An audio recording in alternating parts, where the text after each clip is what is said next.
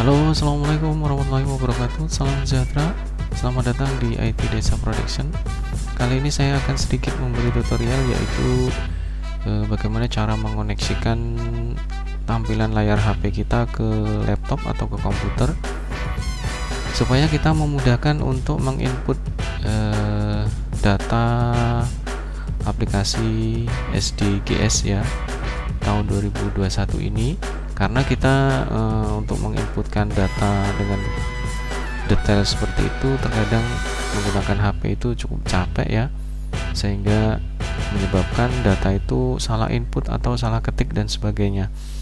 Di postingan saya sebelumnya saya telah memberikan tutorial, yaitu menggunakan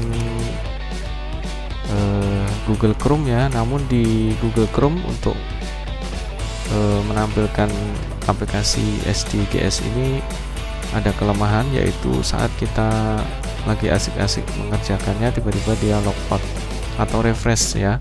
Hal itu disebabkan karena di situ menggunakan emulator yang banyak sekali tampilan iklan ya. Dan di situ kalau kita berbayar mungkin bisa baru full dan tidak bisa refresh. Nah, kali ini mudah-mudahan sangat efektif dan sangat membantu.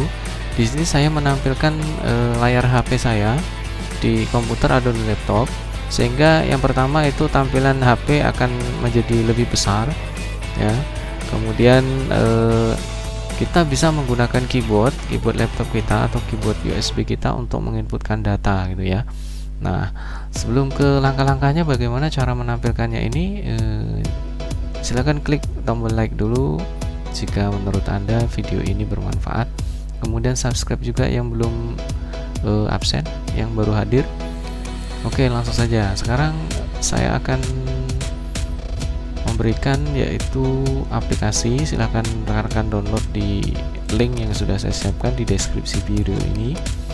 Di sini aplikasinya bernama SCRCP ya.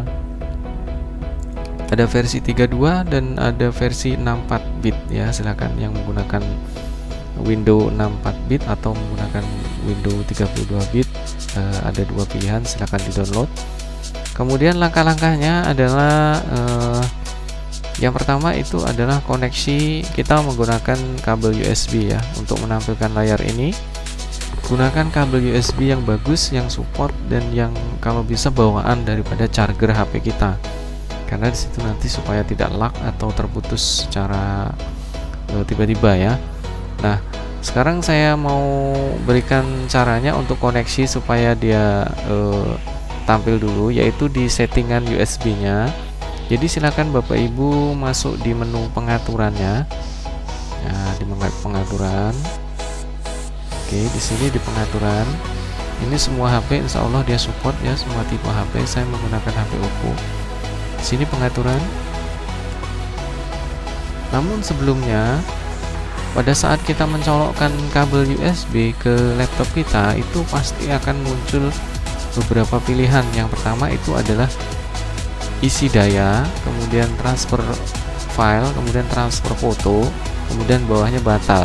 Jadi Bapak Ibu pilih batal ya, jangan pilih dari transfer daya, transfer foto ataupun transfer file itu. Jadi silakan pilih batal ya. Nah, selanjutnya kita akan masuk di pengaturan tambahan, atau kalau menggunakan HP selain Oppo itu adalah debug USB debugging ya. Pokoknya cari USB debugging. Nah, di sini kita klik di sini pengaturan tambahan.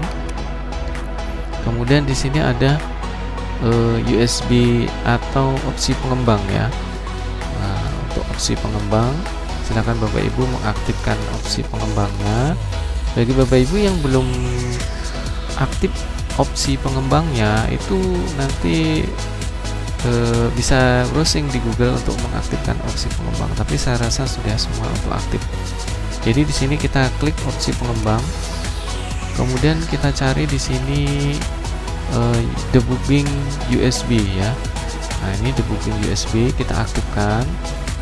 Begitu kita sudah aktif, nanti baru kita akan jalankan aplikasi SCR-nya ya. Oke, gitu. Nah, selanjutnya kita ke aplikasi SCR-nya. Mungkin untuk settingan USB-nya cukup itu ya. Kemudian di komputernya, di sini kita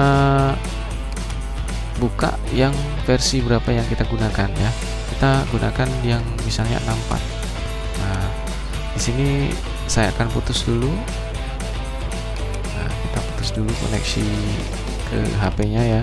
Putus. Oke. Nah, sekarang kita ke aplikasi SCR-nya. Oke, di sini silakan Bapak Ibu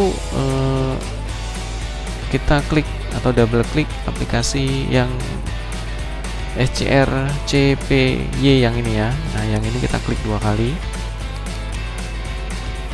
Maka di sini akan tampil window common, maka secara otomatis akan menampilkan layarnya seperti ini ya.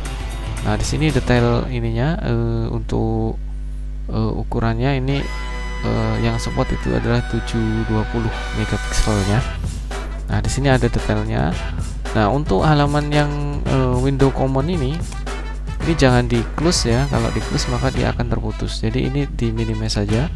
Kemudian untuk tampilan HP-nya di layar ini juga kita bisa agak lebih besarkan ya. Di sini kita full.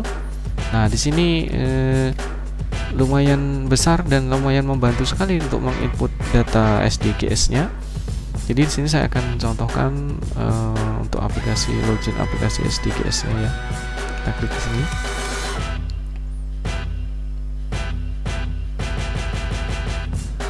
Oke, saya skip untuk bagian ini ya. Kemudian kita klik masuk. Jadi kita untuk proses semuanya ini untuk menginputkan data semua dari login itu tidak menggunakan HP ya, kita tidak menggunakan jempol kita menggunakan keyboard, jadi lebih mudah. Kita klik masuk. Nah, di sini sudah masuk ya aplikasinya. Yang pertama di sini saya akan contohkan untuk survei individu.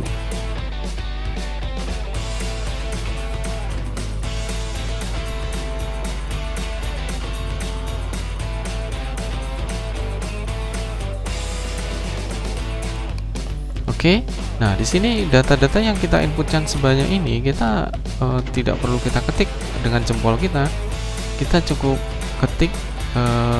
Misalnya kita sudah menyiapkan dalam bentuk file Excel. Nah, ini ya, kita sudah siapkan dalam bentuk Excel seperti nick ini. Kalau kita mengetik itu bisa salah gitu ya, bisa selip, KK juga bisa salah ya.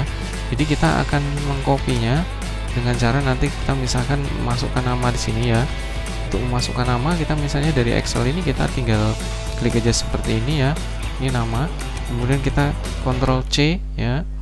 Baru kita ke nama sini, baru kita ke tempel V, Ctrl V. Maka secara otomatis akan hasilnya cepat dan dia tidak ada kesalahan. Kemudian tempat lahir. Kita buka lagi Excelnya. Kita copy lagi. Kemudian kita Ctrl V. Nah, ini cukup cepat lagi. Terutama yang nomor KK ini ya, nomor KK ini kita kalau mengetik satu persatu tidak cenderung ada kesalahan 25%, pasti ada kesalahan ya, apalagi kita dalam kondisi tidak konsentrasi. Nah, ini cukup kita copy lalu kita tempel seperti ini 100% dia benar itu ya. Itu kemudahan kita menggunakan tampil layar di laptop HP kita supaya menghindari kesalahan, karena di suatu hari nanti kita tidak ingin untuk dituntut atau diprotes oleh pihak pemilik data dikarenakan ada kesalahan pengetikan nama, nick dan sebagainya. Nah, gitu ya Bapak Ibu. Mudah-mudahan ini bermanfaat untuk tutorialnya.